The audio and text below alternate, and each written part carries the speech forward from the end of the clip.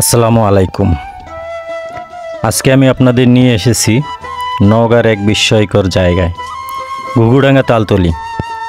প্রকৃতির অসাধারণ সৌন্দর্য আর তালগাছের এক রাজ্য। চলুন ঘুরে দেখি এই অপার সৌন্দর্যের স্থান। ঘুঘুডাঙ্গা তালতলি মূলত হাজিনগর ইউনিয়নের একটি গ্রামীণ রাস্তা। এই রাস্তাটির দুই পাশে প্রায় ৫,০০০ বেশি তালগাছ রয়েছে। ২ কিলোমিটারের এই পথ যেন এখন গ্রাম বাংলার এক কল্পনার রাজ্য। তালগাছের সারি দেখে মনে হবে যেন প্রকৃতি সাজিয়েছে এই রাস্তাটিকে। বাতাসে তালপাতার মৃদু শব্দ, রোদে ছায়া ছায়া খেলা, একদম মন ছুঁয়ে যাবে। আর এখানে দাঁড়িয়ে ছবি তুলতে চাইলে জায়গা খুঁজে পাওয়া যাবে না, এতটাই জনপ্রিয় বিশেষ দিনগুলোতে। এখানে প্রতি বছর হয় তালপিঠার উৎসব। স্থানীয়দের বানানো গরম গরম তালপিঠার স্বাদ সত্যি অসাধারণ। এই উৎসবে চারদিক সরগরম হয়ে যায়, গান বাজনা, মেলা, আনন্দ। তালতলি শুধু প্রাকৃতিক সৌন্দর্য নয়, এটা আমাদের সংস্কৃতির অংশ।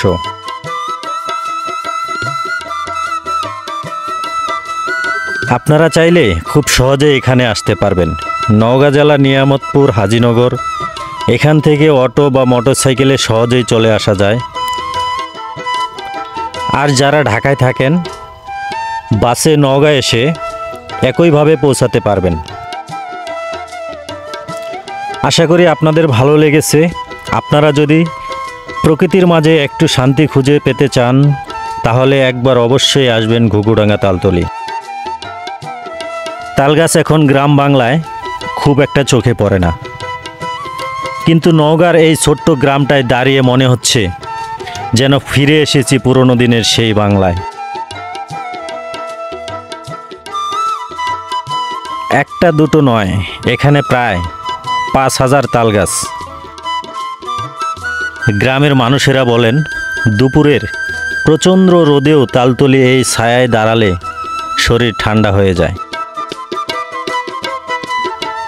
ছোটবেলায় গল্প শুনতাম, তালগাছ নাকি খুব উঁচু হয়, রোদে তার ছায়া বড় ঠান্ডা লাগে। আজকে এই ঘুঘুডাঙ্গা তালতলিতে এসে মনে হচ্ছে আমি যেন আমার শৈশবে ফিরে গিয়েছি। চারপাশে শুধু সবুজ আর সবুজ, বাতাসে তালপাতার শব্দ, দূরে কোথাও হয়তো একটা কিছু দেখা যাচ্ছে। নওগাঁ জেলার এই তালতলির কথা দেশের অনেকেই জানেন না, কিন্তু যারা একবার এসেছেন তারা দ্বিতীয়বার না এসে পারেননি। এখানকার তালগাছের সারি আর প্রাকৃতিক সৌন্দর্য আপনাকে মুগ্ধ করবেই। এই ভিডিও দেখে যদি ভালো লাগে, মনে রাখবেন আসল সৌন্দর্য ভিডিওতে নয়, এখানে এসে নিজে দেখলে। তালতলির সেই জায়গা যেখানে আসলে মনে হয় এটাই তো প্রকৃতির আসল সৌন্দর্য।